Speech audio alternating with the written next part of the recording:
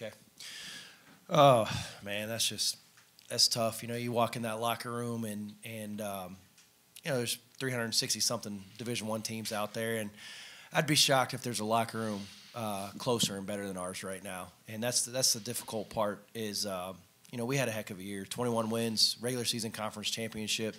You know, told these guys that you know if you want to leave a legacy, you hang a banner, and we had a lot of sacrifices through a lot of different individual guys, and we had one heck of a year. And disappointed tonight. Give Moorhead credit. Really good basketball team. Obviously, whoever has a chance to win tomorrow is going to represent the OVC in a really good way. But really liked the tempo tonight. Thought we had the game going our direction. And ultimately, in the second half, you know, give them credit. They made, you know, what was it, 16 threes. Khalil Thomas, good player, seven threes. And I thought that was the difference. But I'm not going to take anything away from our group, man. We left it out there. We asked them to empty the tank. And it stings right now. But, you know, the message in there is just, got to find a way to embrace this journey because it was one heck of a journey with this group. Questions? For KK or for Coach, you KK had a great game against Riley Minix, kind of forcing him to the outside, basically pushing him out of the paint. So, what was your game plan? How did you affect him, the OVC Player of the Year, in that way? Well, we did a great job, you know, planning for this, planning for Riley. He's a good player. Yeah, the plan was just to push him out and try to, you know, double team him. That's it. Ryan, this is a tie game about 9 minutes ago. They go on a 13-4 run, and you guys never took the lead again. What maybe happened outside of them, you know, draining shots in that stretch?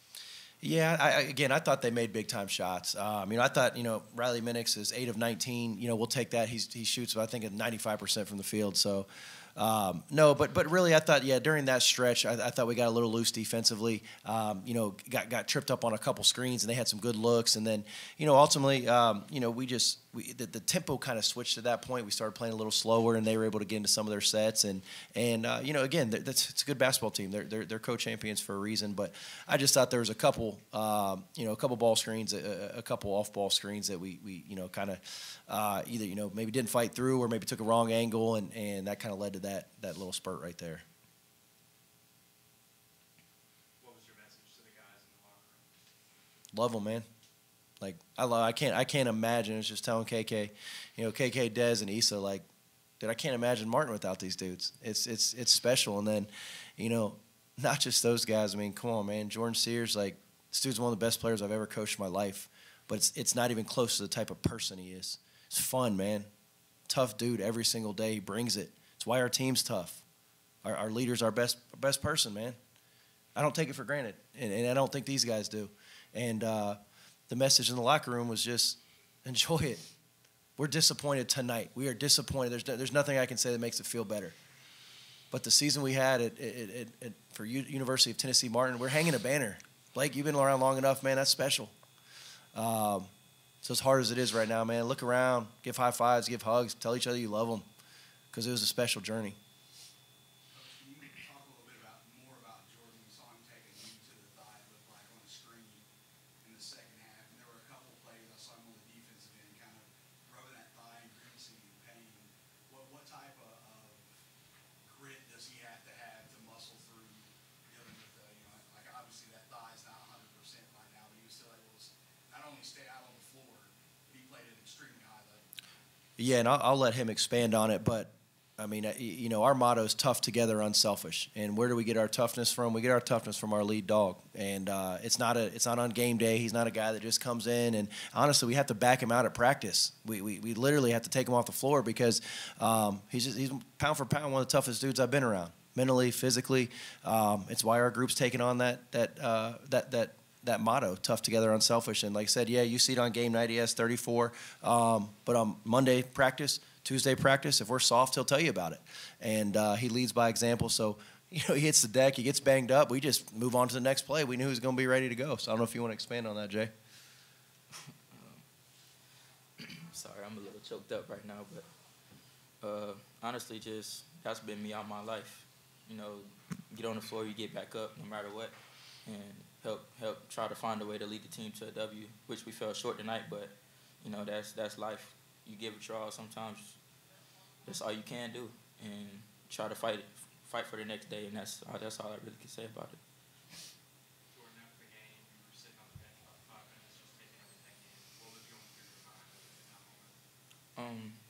Honestly, just making sure that I had no regrets, knowing that I gave my all to, not just the season, but just to this game, to my teammates, and then just honestly knowing that I'm going to be back and that we'll make another run at it again. And next time we won't fail.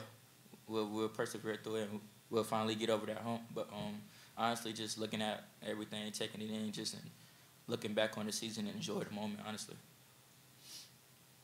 It's raw and fresh right now. You expect to be back here next year? That's the plan, yes, sir. KK, you've been here with Coach Ritter this whole time, and you've seen this program take the next step.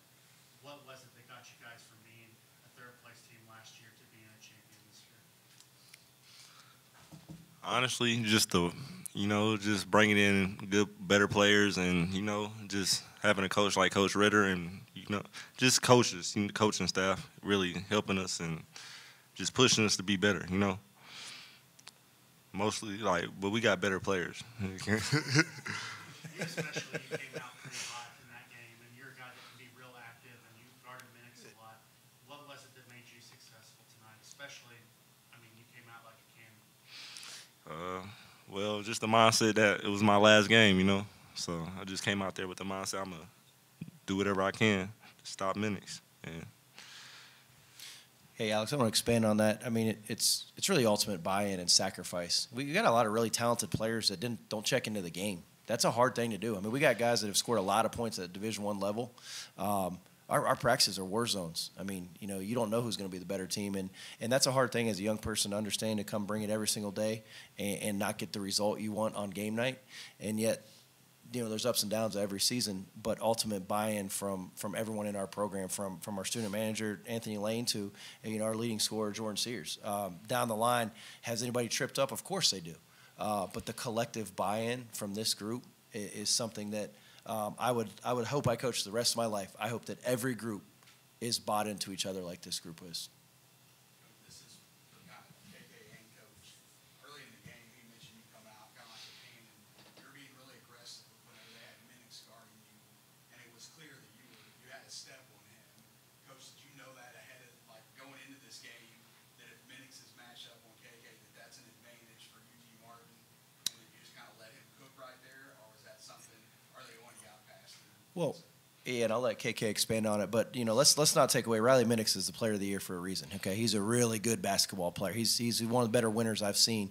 But we did feel matchup wise, if he was matched up with KK, we felt like we could exploit that and attack the rim. And obviously, KK going downhill with the ball is pretty hard to guard. So give KK credit. I thought he picked the gaps and was really assertive off the bat and got us going.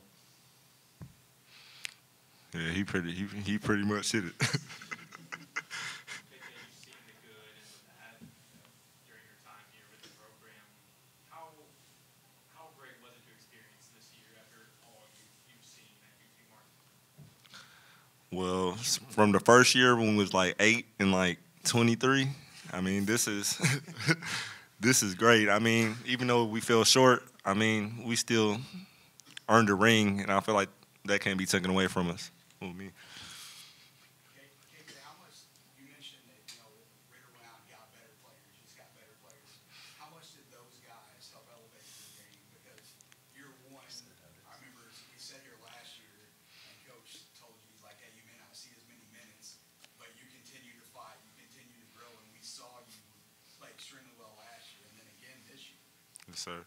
Well, just practice. We practice we butt heads all the time, But we just work hard with each other, I think KK is going to lead my career in how many times I've told him he's not going to play. And then every year he ends up sitting up here with me. The amount of times I've told, hey, man, it's not going to be your year this year, And every time he's like, all right, Coach, I'll see you in March.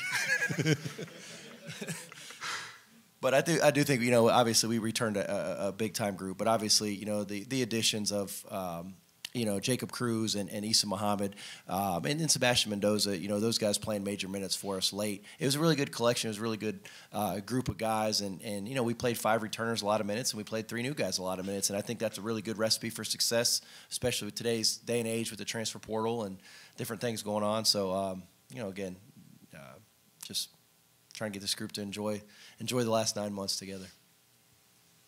Anybody else? All right, thanks, guys. All right, thank you.